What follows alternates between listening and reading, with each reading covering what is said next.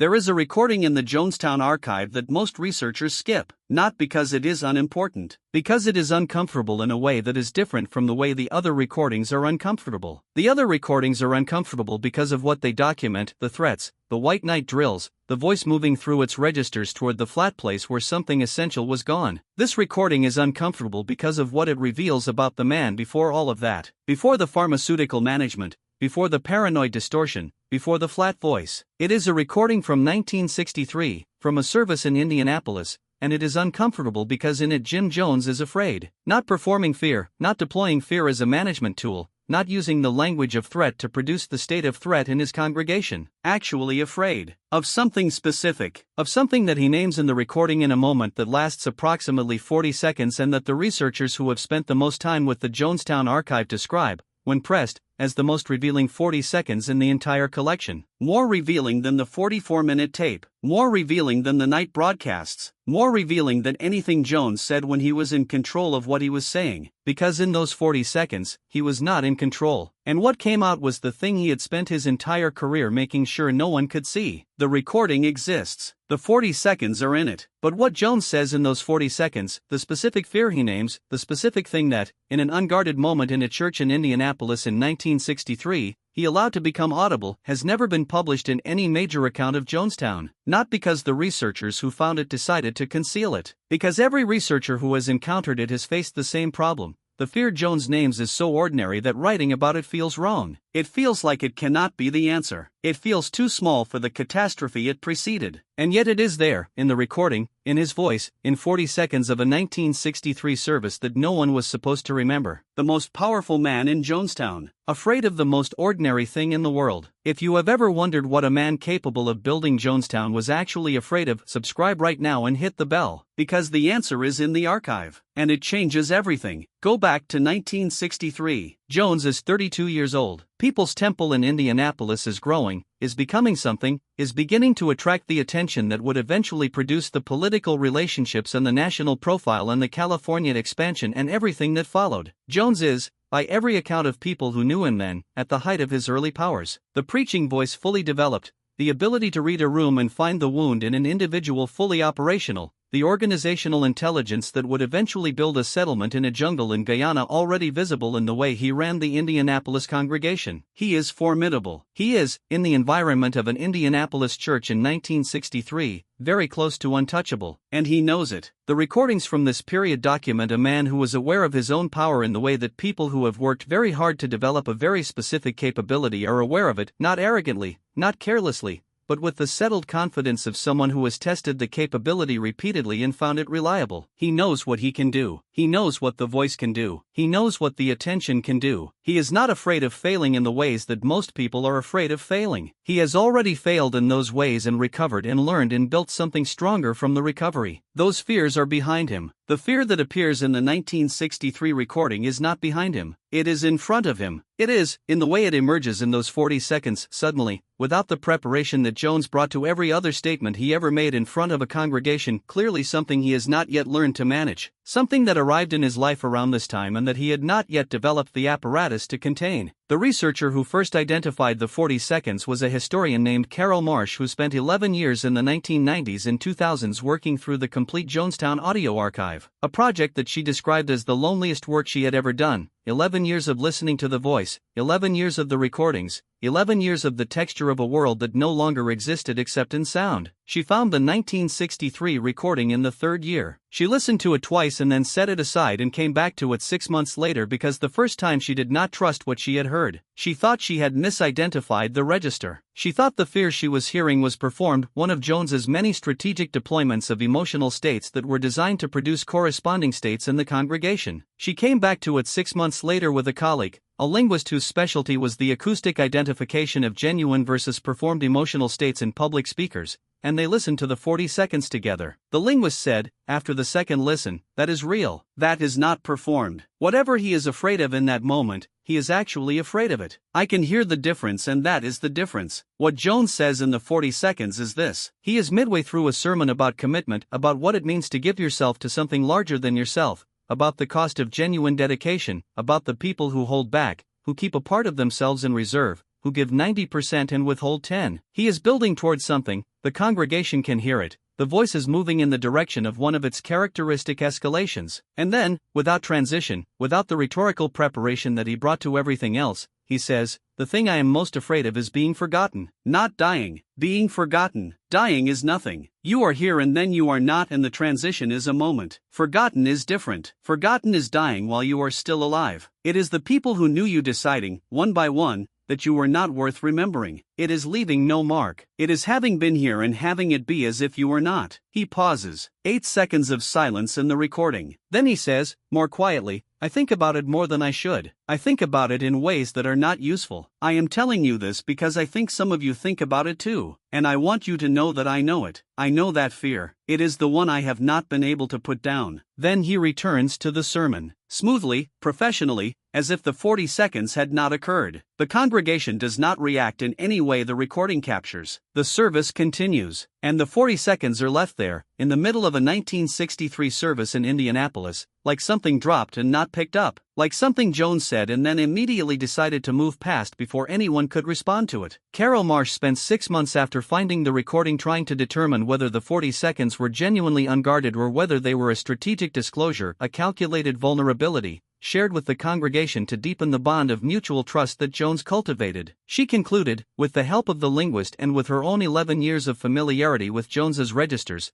that the disclosure was genuine, that the fear was real, that what the recording preserved was Jim Jones, for 40 seconds in 1963, saying something true that he had not planned to say. She concluded this partly on acoustic grounds, the absence of the preparation that characterized every other emotionally loaded statement Jones ever made in front of a congregation, and partly on contextual grounds, because the fear he described was not useful to him strategically. A leader who manufactures vulnerability to deepen congregational bonds manufactures vulnerabilities that the congregation can respond to, that they can address, that make the leader seem human without making him seem weak. The fear of being forgotten is not that kind of vulnerability. It cannot be addressed by the congregation. It cannot be resolved by the community Jones was building. It is, in fact, in direct tension with the project Jones was building, a project whose entire architecture depended on Jones being the center, the necessary person, the one without whom the community could not function. A leader afraid of being forgotten does not build a community. He builds a monument. He builds something so large and so dependent on him that forgetting him becomes structurally impossible. He builds Jonestown. Marsh published her analysis in 2004, in a paper that appeared in a journal of religious studies and that received the careful, limited attention that academic papers on Jonestown typically receive. But the paper contains something that most academic papers do not contain. A section where Marsh steps outside the analysis and writes, in language that is not quite academic, about what finding the 40 seconds meant to her personally. She writes, "I have spent 11 years listening to Jim Jones. I have heard him at his most powerful and his most degraded. I have heard the four voices and the transitions between them and the flat voice at the end. I have heard him threaten and comfort and manipulate and occasionally, in the early recordings, genuinely care. None of it prepared me for those 40 seconds. Because in those 40 seconds I heard something I was not expecting to hear in the Jonestown archive. I heard a reason, not an excuse, not a justification. A reason. The fear of being forgotten is not a monstrous fear. It is one of the most human fears there is. I have it. You have it. Everyone who has ever tried to build something, to leave something behind, to matter in a way that outlasts the body, everyone has it. Jones had it. And the thing he built in response to having it killed 918 people. That is the distance between a human fear and a human catastrophe. That is the distance this recording documents. 40 seconds. One ordinary fear. Everything that followed. The inner circle members who were with Jones from the early years, the ones who survived and who have spoken to researchers, describe a pattern that the 40 seconds from 1963 illuminate in retrospect. They describe the way Jones responded to any suggestion that the community might survive without him. Any discussion of succession, of what would happen if Jones were incapacitated, of the organizational structures that would allow People's Temple to continue in his absence, these discussions produced in Jones a reaction that his inner circle learned, quickly, not to provoke. Not rage, though rage was sometimes present. Something quieter and more total. A withdrawal. A quality of absence that was more disturbing than the rage because it had no clear edge, no visible limit, no way to know when it had passed. The inner circle described it as Jones going somewhere that they could not reach, somewhere the voice did not go with him, and when he came back from that place, the subject was not revisited. The subject those discussions touched was the fear in the recording, the fear of being forgotten, of the community continuing without him, of the project surviving the person, of the mark he had made being attributed to the structure rather than to the man. Every organizational system Jones built, the dependency structures, the information control, the way decisions were centralized in him and could not be made without him, served the project, but they also served the fear. They made him structurally unforgettable. They made the community architecturally incapable of continuing without him, which meant that as long as the community continued, he could not be forgotten, and when the community ended, it ended with him, which meant it could never outlast him, which meant the question of whether it would remember him when he was gone would never arise. The architecture of Jonestown was the architecture of a man who had found, in 1963 in a church in Indianapolis, that the fear of being forgotten was the one he could not put down, and who had spent 15 years building something that made being forgotten impossible, at any cost, at the only cost that would eventually present itself. There is one more thing in Carol Marsh's paper. In the final paragraph, after the analysis and after the personal reflection and after the careful academic qualification of everything she has claimed, she writes this: I listened to the 40 seconds more times than I can count over 11 years. I listened to it at the beginning of the project and at the end and many times in between. And the thing that changed, over 11 years, was not the recording. It was what I heard in it. At the beginning I heard a man describing a fear. At the end I heard a man describing a life. The fear of being forgotten is not just what Jones was afraid of. It is what he was. It is the thing that organized everything else, the charisma and the community and the control and the catastrophe. All of it in service of one fear, the most ordinary fear in the world. The one he said, in 1963, that he had not been able to put down. He never put it down. He built Jonestown around it instead. And 918 people went into the jungle with him. Inside the monument he built to a fear they never knew he had, dying inside something they believed was about liberation and justice and the possibility of a better world. It was about those things too. It was also about this. One man, one fear. 40 seconds in a church in Indianapolis in 1963. The most ordinary thing in the world. The most catastrophic thing in the world. Both at once. That is the record. That is what it reveals. That is the thing no account of Jonestown has found the right way to say. Until now. Stephen Jones read Marsh's paper in 2005. He had read most of the serious academic work on his father by that point, the analyses of the manipulation, the control, the psychiatric assessments. He told an interviewer in 2008 that Marsh's paper was different from everything else. The interviewer asked him why. He said, because it was about my father. Not Jim Jones the leader or the manipulator or the psychiatric case study. My father, the person who was afraid of things. I did not know he was afraid of that specifically. But when I read it, I recognized it. I had seen it growing up. The way he responded when someone suggested the organization could function differently. The way he needed to be needed beyond any practical requirement. Marsh gave me the words, the fear of being forgotten. And I thought, yes, that is what I saw. That is what I was too young to name. The thing he said, in 1963,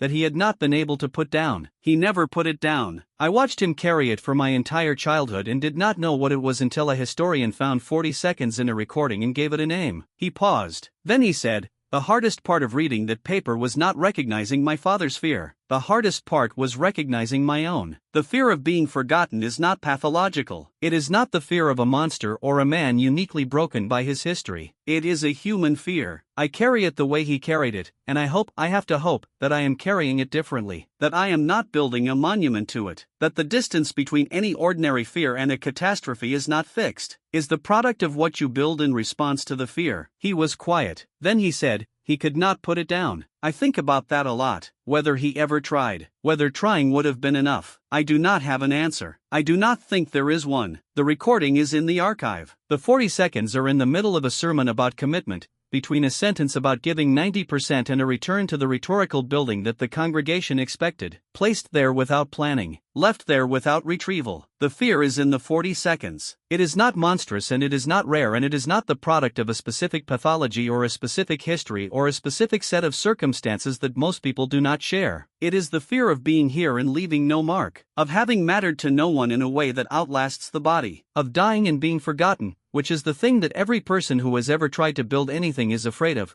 quietly and continuously, in the part of themselves they do not show to congregations or inner circles or historians with recording equipment. Jones showed it once, in 1963, in 40 seconds, and then he spent the next 15 years building the thing that would make it impossible to forget him, the thing that ended in Jonestown. the thing that is in the archive. The thing that Marsh found and named and that Stephen Jones recognized in himself and that you, watching this, have probably felt in some version of your own. The fear that you will be here and then not be here and the world will not have been different for your having been in it. The most ordinary fear in the world. The thing Jim Jones could not put down. The thing that in 40 seconds in a church in Indianapolis, before the monument, before the jungle, before the archive, he told the truth about. The thing he built a world around. The thing that, in 40 seconds in a church in Indianapolis in 1963, he told the truth about. The only time, as far as the archive records, the only time he said the true thing without having decided to say it. The only time the fear was audible before the monument was built around it. The only time the man was there without the architecture. 40 seconds of a 1963 service that no one was supposed to remember. The most ordinary fear in the world. The most catastrophic answer to it in American history. Both of them in the same recording. Both of them true. The record that reveals everything, not because it shows a monster, but because it shows a man. And the man is the part no one was ready for.